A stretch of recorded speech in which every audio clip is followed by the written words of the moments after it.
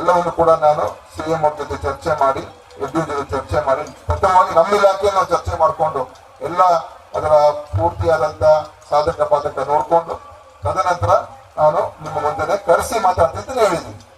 So ನಾವೇನು ತುಂಬಾ ಸಮಯವನ್ನು ಕೇಳಲಿಲ್ಲ. 10ನೇ ತಾರೀಕು ಅಂತಾನೆ ಹೇಳಿದ್ವಿ. 10ನೇ ತಾರೀಕಲ್ಲಿ ಬನ್ನಿ ಕೂತ್ಕೊಂಡಿಲ್ಲ.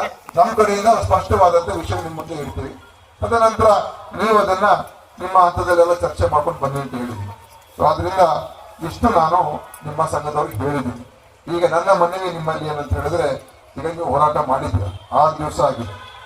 6 ದಿವಸ ನಿಜವಾಗ್ಲೂ ಕೂಡ ನಿಮ್ಮ ಹೋರಾಟ ನಾನು ಅದಕ್ಕೆ ಶ್ಲಾಘಿಸ್ತೀನಿ. ಇದು ಸುಲಭ ಏನಲ್ಲ. 6 ದಿವಸ ಕೂತ್ಕೊಳ್ಳೋದು ಅದು ಸುಲಭ ಅಲ್ಲ. ಇಡೀ ದಿವಸ ಬೆಳಗ್ಗೆಯಿಂದ ಸಾಯಂಕಾಲದಿಂದ ರಾತ್ರಿ, ಇಡೀ ರಾತ್ರಿ ಎಲ್ಲ ಇಲ್ಲೇ ಇದ್ದಾರೆ ಸುಮಾರು ಜನ. ಇವರು ಮಾತ್ರ ಅಲ್ಲಿ ಹೋಗಿ ಬರ್ತಾ ಇದ್ದಾರೆ. 35 ಜನ ಎಲ್ಲ ರಾತ್ರಿ ಇಲ್ಲೇನೆ ಉಳ್ಕೊಂಡು. ಇದು ನಿಜವಾಗ್ಲೂ ನಿಮ್ಮ ಒಂದು ಏನ್ ತೊಂದರೆ ಅನುಭವಿಸ್ತಾ ಇದ್ದೀರ, ಅದಕ್ಕೋಸ್ಕರ ನಿಮ್ಮ ಈ ಹೋರಾಟಕ್ಕೆ ಇಷ್ಟೊಂದು ಒಗ್ಗಟ್ಟಿನಿಂದ ಮಾಡಿದ್ದೀರ. ಆದ್ರಿಂದ ನಾನು ಅದನ್ನ ಖಂಡಿತವಾಗಿ ಹೋಗ್ತೀನಿ. ನೀವು ಒಂದು ದೊಡ್ಡ ಮಟ್ಟದಲ್ಲೇ ಈ ಹೋರಾಟ ಮಾಡಿದ್ದೀರಾ ಮತ್ತು ಬದ್ಧತೆಯಿಂದಲೇ ಮಾಡಿದ್ದೀರಾ.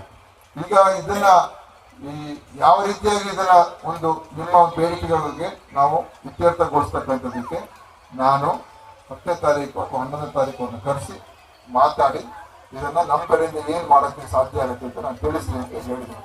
ನನ್ನ ಮನವಿ ಎಲ್ಲ ಸದಸ್ಯರಲ್ಲಿ ಮತ್ತು ಸಂಘದವರಿಗೆ, ನೀವು ಇದನ್ನ ಕಾಲ್ ಆಫ್ ಮಾಡಿ ಎಲ್ಲ ಕಡೆ ನಿಮ್ಮ ಆಸ್ಪತ್ರೆಗಳ ಕೆಲಸ ಈಗ ನಾವು ಮಾಡಬೇಕಾಗ್ತದೆ. ಯಾಕಂದ್ರೆ ನಾವು ಎಲ್ಲೇ ಹೋದ್ರೆ ನಮ್ಮ ಸರ್ವಿಸಸ್ ಕೂಡ ಸೇವೆಗಳೆಲ್ಲ ಈಗ ಸಫರ್ ಆಗ್ತಾ ಉಂಟು. ಅದಕ್ಕೆ ನೀವು ಕೂಡ ಅದು ವಾಪಸ್ ಹೋಗಿ ಮತ್ತೆ ನಾನು ಕರೆಸ್ತೀನಿ. ಮಾತನಾದ ನಂತರ ಏನಾದ್ರೂ ಒಂದು ತೀರ್ಮಾನಕ್ಕೆ ಬರೋಣ, ಒಳ್ಳೆ ತೀರ್ಮಾನಕ್ಕೆ ಬರೋಣ. ಒಳ್ಳೆ ತೀರ್ಮಾನ ಮಾಡ್ತಕ್ಕಂಥದ್ದಕ್ಕೆ ನನ್ನ ಕಡೆಯಿಂದಲೂ ಕೂಡ ಸಂಪೂರ್ಣವಾಗಿ ನಿಮ್ಮ ಒಂದು ವಿಷಯದ ಬಗ್ಗೆ ನನಗೆ ಅನುಕಂಪನೂ ಇದೆ ಮತ್ತು ನ್ಯಾಯಯುತವಾಗೂ ಇದೆ ಅಂತಲೂ ಹೇಳ್ತಾ ಇದ್ದೀನಿ. ಆದ್ರೆ ಸರ್ಕಾರಕ್ಕೆ ಆರ್ಥಿಕ ಪರಿಸ್ಥಿತಿ ಎಲ್ಲ ನೋಡ್ಕೊಂಡು ತೀರ್ಮಾನ ಮಾಡ್ಬೇಕು. ನನಗೆ ಆಸೆ ಇರ್ತದೆ, ಒಪ್ಕೊಳ್ಳೋಣ, ಅಷ್ಟು ಮಾಡ್ಕೊಳ್ಳೋಣ, ಇಷ್ಟು ಮಾಡ್ಕೊಳ್ಳೋಣ ಅಂತ. ಆದ್ರೆ ಅಲ್ಟಿಮೇಟ್ಲಿ ಎಲ್ಲ ಫೈನಾನ್ಷಿಯಲ್ ಕಮಿಟ್ಮೆಂಟ್ ಆಗಬೇಕು. ಅದರಲ್ಲಿ ಮತ್ತೆ ಸಿಎಂ ಅವರು ಅಲ್ಟಿಮೇಟ್ಲಿ ನೋಡಿ ಎಷ್ಟು ಹಣಕಾಸಿನ ಲಭ್ಯತೆ, ಅದರ ಏನು ಅದಕ್ಕೆ ಎಷ್ಟು ನಾವು ನಿಗದಿ ಮಾಡಬೇಕು, ಏನ್ ಮಾಡಬೇಕು ಎಲ್ಲವನ್ನೂ ನೋಡ್ಬೇಕಾಗ್ತದೆ. ಆ ಕಾರಣದಿಂದ ನೀವು ಸಹಕಾರ ಕೊಟ್ಟು ಈಗ ವಿಡ್ರಾ ಮಾಡಿ ಮತ್ತು ನಾನು ಅವ್ರನ್ನ ಕರೆಸಿ ಮತ್ತೆ 10th 11th ಕರೆಸಿ ಮಾತನಾಡಿ ತದನಂತರ ಏನಾದರೂ ಒಂದು ಒಳ್ಳೆ ತೀರ್ಮಾನಕ್ಕೆ ಬರ್ತಕ್ಕಂಥದ್ದಕ್ಕೆ ಸಾಧ್ಯ ಆಗುತ್ತೆ ಅಂತ ಕೂಡ ನನಗೆ ವಿಶ್ವಾಸ ಕೂಡ ಇದೆ ಅಂತ ಈ ಸಂದರ್ಭದಲ್ಲಿ ಹೇಳಕ್ ಬಯಸ್ತಾ ಇದ್ದೀನಿ.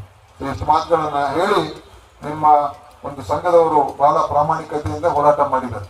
ನಾನು ಅದನ್ನು ಕೂಡ ನಿಮ್ಮ ಸಂಘದವರ ಎಲ್ಲ ಮೆಂಬರ್ಸ್ಗೆ ನನ್ನ ಒಂದು ಅಭಿನಂದನೆ. ತಾವು ಚೆನ್ನಾಗಿ ನೇತೃತ್ವ ವಹಿಸಿ ನೀವು ನಿಮ್ಮ ಒಂದು ಏನೊಂದು ಪ್ರಾಮಾಣಿಕತೆ ಬದ್ಧತೆಗೆ ನನ್ನ ಮೆಚ್ಚುಗೆ ಕೂಡ ಇದೆ ಅಂತ ಹೇಳಿ ಮುಂದೆ ಒಂದು ಒಳ್ಳೆ ತೀರ್ಮಾನ ಬರ್ತಕ್ಕಂಥದ್ದಕ್ಕೆ ನಾವೆಲ್ಲ ಸೇರಿ ಆ ನಿಟ್ಟಿನಲ್ಲಿ ಕೆಲಸ ಮಾಡೋಣ ಅಂತ ಹೇಳಿ ನನ್ನ ಮಾತನ್ನು ಮುಗಿಸ್ತೇನೆ. ಜೈ ಕರ್ನಾಟಕ.